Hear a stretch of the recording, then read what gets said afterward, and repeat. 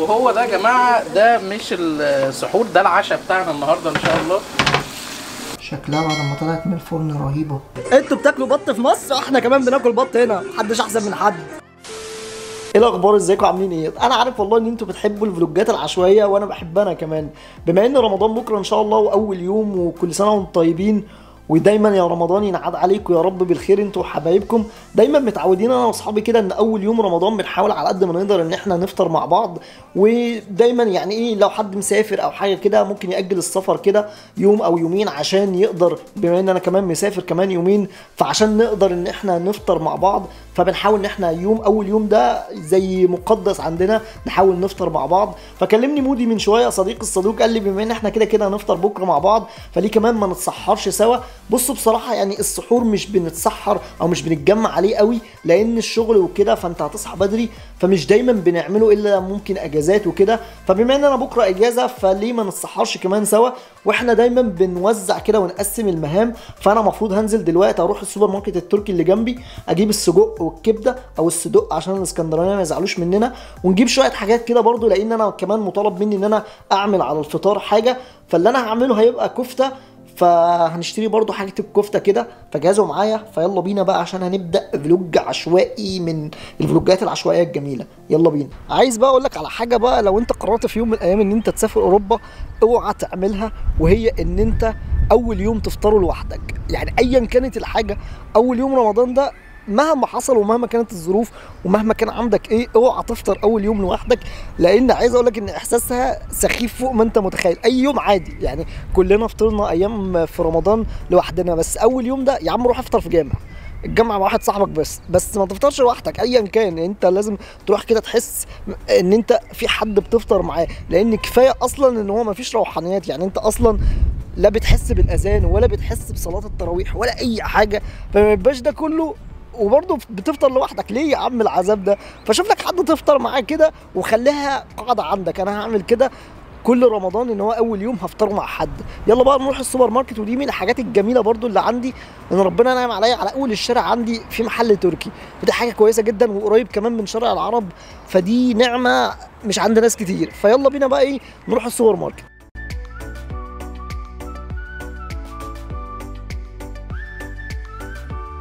طبعا انا المفروض اجيب حاجه رمضان اللي انا محتاجها، بس انا مش هعمل كده لان زي ما قلت لكم مسافر بعد بكره. فنجيب بس الحاجات اللي احنا محتاجينها لبكره. نجيب بقى السجق والكبده واللحمه وشويه التوابل والحاجات دي، ونجيب كمان طحينه. بس مش هجيب الحاجات التانية اللي انا فعلا محتاجها، الفول والكلام ده هجيبها لما ارجع من السفر. زي ما قلت لكم مسافر، طبعا انا رخم فمش هقول لكم انا مسافر فين، هتعرفوها في الفيديو اللي بعديها، خلوها مفاجاه.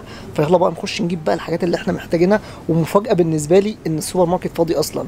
يعني المفروض في العادي في اوقات رمضان بيبقى السوبر ماركت فل، بس تقريبا بقى الناس اشترت الصبح ولا ايه. فيلا نلحق نجيب اللحمه والحاجات دي.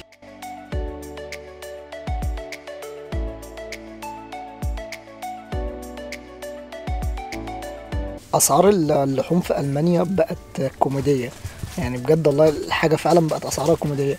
يعني انا جايب حاجات بسيطه جدا ب 22 يورو. زمان كنت ممكن تجيب نفس الحاجه دي 2017 2018 كده، كنت ممكن تدفع الحاجه دي 14 يورو حاجه كده. يعني انا اجيب لهم عيش وانا مش هاكله، يعني حاجه ايه، اخر ذل. نجيب كيسين. فاكرين في الفيديو اللي فات لما قلت لكم ان في دومتي موجوده في السوبر ماركت التركي اللي جنبي؟ ايوه، جوافه ومانجا. اول مره اعرف ان عندهم مانجا على جوافه، دي اول مره اشوفها اصلا. يعني ازاي بصراحه مش عارف، بس هنجيب بقى مانجا، ما احنا ما عرفناش نجيبها في الفيديو اللي فات. نجيب مانجا، حاجه بقى من ريحه مصر كده. انا تقريبا كده خلصت الحاجات اللي انا عايزها. عايز الحق بقى اروح عشان ايه، اظبط الكفته ونعمل تتبيله رايقه. عايز اقول لك ان انا بعمل كفته بص تاكل صواعق بقوره، يعني والله فعلا بعمل كفته حلوه. يلا بينا بقى ايه، نحاسب ونروح. عايز اقول لك ان واحده من الحاجات اللي بحبها في برلين وناسها، ان الناس بتحاول على قد ما تقدر ان هي تدخل نفسها واللي حواليها في اجواء رمضان. يعني بنحاول نعلق زينه، بنحاول ان احنا نتجمع مع بعض، نروح نصلي التراويح، نفطر مع بعض. اي نعم الاجواء مش زي مصر، وعمرها ما هتبقى زي مصر مهما حصل، بس على الاقل يبقى عندنا حاجه ممكن تبقى قريبه شويه من روحانيات رمضان. نخش في الاجواء شويه، وتلاقي الناس هنا دايما بتحاول على قد ما تقدر ان هي تتجمع الناس مفتحه بيوتها على بعض وعندهاش مشكله تتجمع مع ناس هي ما تعرفهاش، المهم ان هو محدش يفطر لوحده. فدي من اجمل الحاجات اللي بحبها في برلين، ان الناس عند ايزي عادي، عايز تعزم حد اعزمه، عايز تيجي تعالى. فالموضوع ده بيبقى حلو قوي في المدن اللي زي برلين، ان انت ما تفطرش لوحدك، ان انت ما تحسش برمضان لوحدك. طلعت خلاص البيت وظبطت كل حاجه، هعمل بقى الكفته. ظبطت كل حاجه بص زي ما الكتاب بيقول، وشويه كفته كده رايقين. ولازم طبعا اتغدى منهم النهارده زي ما قلت لكم، مش هندوق بكره، مش هنعرف ندوق بكره، لازم كل حاجه تبقى طالعه النهارده بيرفكت. تاكل زبادي؟ ناكل زبادي يا صاحبي. ماشي، انا معايا زبادي اللي هي الياباني اليوناني. انت لسه صح يا اسطى، زبادي ايه بس؟ خلاص ماشي يا اسطى، مستنيك. طب تعالى بقى، يلا بينا. خلصت الكفته خلاص وهدخلها التلاجة. طبعا عينت لي صباعين 3 كده زي ما قلت لكم على جنب، عشان نجرب الاكله بتاعتنا قبل ما نروح بيها بكره، عشان ما نتفضحش. ما انت لازم تجرب اكلتك قبل ما تروح بيها، وبكره صيام فمش هنعرف ندوق. هنعمل بقى الطحينه دلوقتي وندوق الاكل ونشوف بقى ايه الدنيا عامله ايه، ويا رب تبقى ظابطه عشان ايه ما يبقاش منظرنا وحش بكره. عملت لي طبعا كام صباع كده في السريع عشان ادوقهم ونتاكد ان كل حاجه مظبوطه. تعالوا بقى ايه ندوق بسرعه كده. انا عملت بس 4 ايه عشان انا نازل اتسحر اصلا وهما بيستعجلوني على السحور. يلا نسمي الله، بسم الله الرحمن الرحيم، وندوق. شكلها في الرايق، بسم الله. لازم الطحينه، لازم تديها بالطحينه، من غير الطحينه ما ينفعش. بص رايق ازاي، بسم الله الرحمن الرحيم. طعمها حلو قوي قوي قوي بجد. بص شكلها عامل ازاي بالطحينه. بحس ان الطحينه بص بتحل اي حاجه.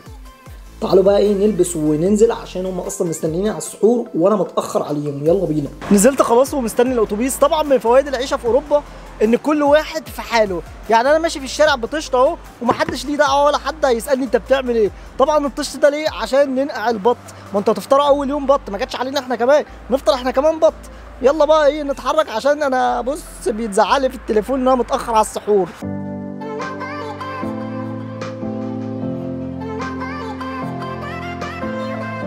عمودي سنة وانت طيب يا دكتور. افتح لي يا اسطى. سنة وانت طيب كده. وانت طيب يا باشمهندس، افتح لي يا اسطى. افتح لي يا صاحبي. اتفضل يا دكتور اتفضل. مش لسه بقول لكم مودي عامل جو رمضان قلق. احلى جو في احلى برلين مع احلى دكتور.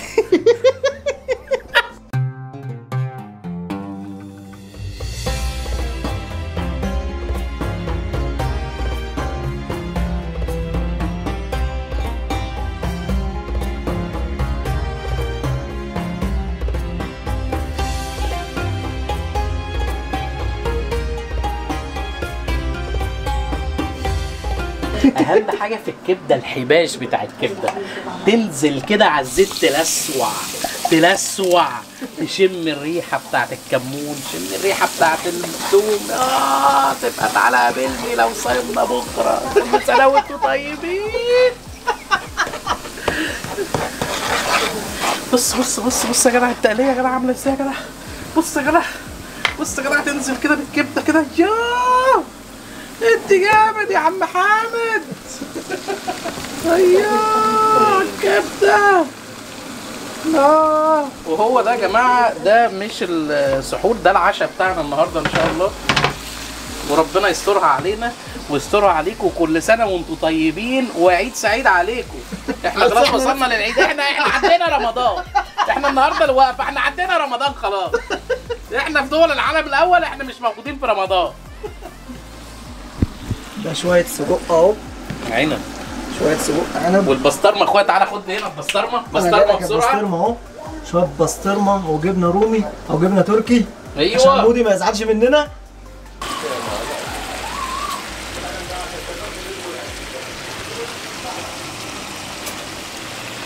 نقعد بقى نتسحر. هم بدأوا خلاص اصلا، مودي بدأ خلاص من ساعتين، فنقعد بقى نلحق بقى ايه نتسحر اي حاجه. طبعا هنعطش بكره لان طبعا مودي ما شاء الله كبده وسجق. ربنا يستر، ربنا يستر علينا. يوسي ايوه.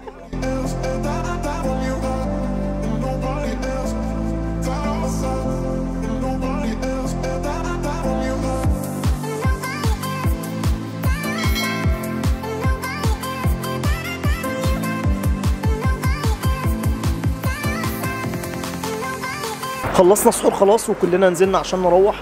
ان شاء الله هنتقابل بكره على الفطار. انا هشوفكم بكره الصبح ان شاء الله واحنا بنعمل الحاجه اللي احنا هناخدها معانا. فدلوقتي بقى ايه، فاضل ساعتين على الفجر كده. ظبطوا انتوا كده حالكم وتسحروا وظبطوا الدنيا، واشوفكم ان شاء الله بكره الصبح.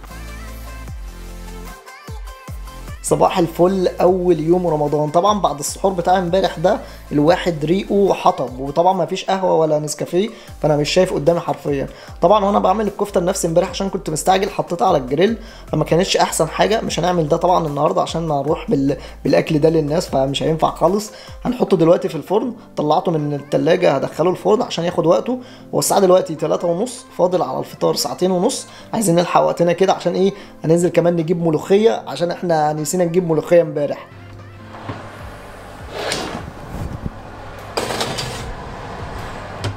شكلها بعد ما طلعت من الفرن رهيبه. هنحط بقى ايه الفحمايه الجميله دي بقى ونغطي عليها، والطحينه الرايقه اهي خلصناها كده، احنا جاهزين. شكلها رهيب. نزلت خلاص من البيت وجريت بسرعه عشان الحق اجيب الملوخيه. قدامنا بالظبط حوالي ساعة على الفطار. عايزين نلحق نجري لان احنا كده مش هنلحق خالص. يلا بسرعة بقى نخش نجيب الملوخية عشان مفيش وقت. اخيرا لقيت الملوخية الجميلة اهي اهي اهي. يلا بينا يلا بينا بسرعة، الفطار هيروح مننا. انا جبت كل حاجة خلاص، فاضل ان انا اركب الاتوبيس وابقى هناك. يلا بينا، الاتوبيس ورايا اهو.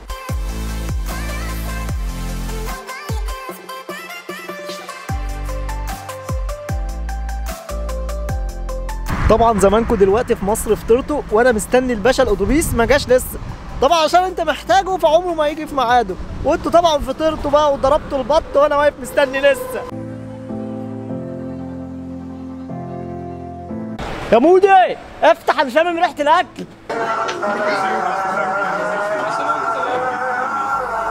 يا جدعان في شغل عالي قوي معمول، شغل عالي.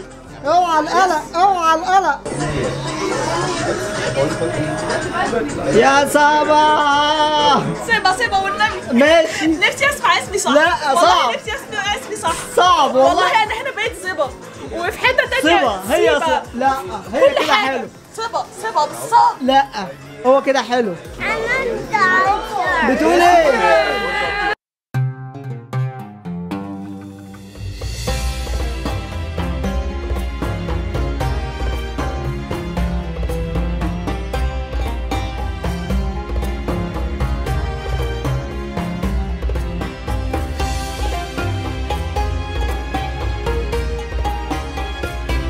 ايه الاكل عامل ايه؟ انا بقطع البط يا اسطى. يا اسطى قطع لي بط يا اسطى. طب دوقنا يا موتي. طيب حاضر يا صاحبي. ما انت قاعد تدوق يا صاحبي. يا اسطى احلى تدوير. دوقنا يا صاحبي. انتوا بتاكلوا بط في مصر، احنا كمان بناكل بط هنا، محدش احسن من حد. الاكل كله حلو، مش عارف اكل ايه ولا ايه.